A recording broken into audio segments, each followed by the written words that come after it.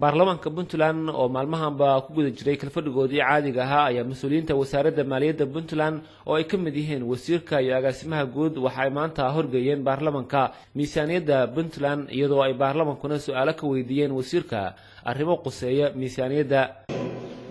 waa doorka dhaqaale wax aynu haysano ma 12 bilood soo socda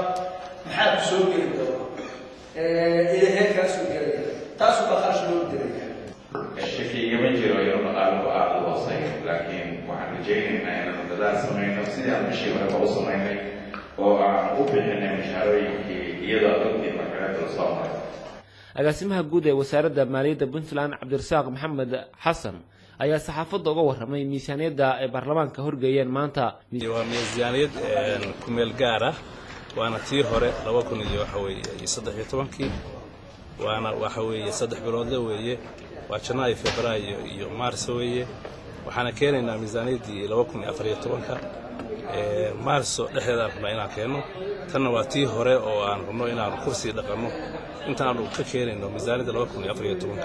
miisaaniyaddii hore oo 2013 weeye maxaa marka sababay miisaaniyadda 2013 in ay dawladda cusub ee haatan ay ku howlgasho waxa sababay duruufo jira awgood sida la socotaan baarlamaanka waxa la kala diray Oktoobar baa la kala diray waxaan la galay Oktoobar 13 waxaa la galay doorashooyin arrimo jira daraadood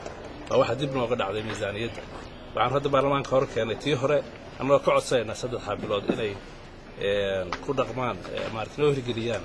si sharcigu qabo miisaaniyadda Puntland ee maanta la horgeeyay baarlamaanka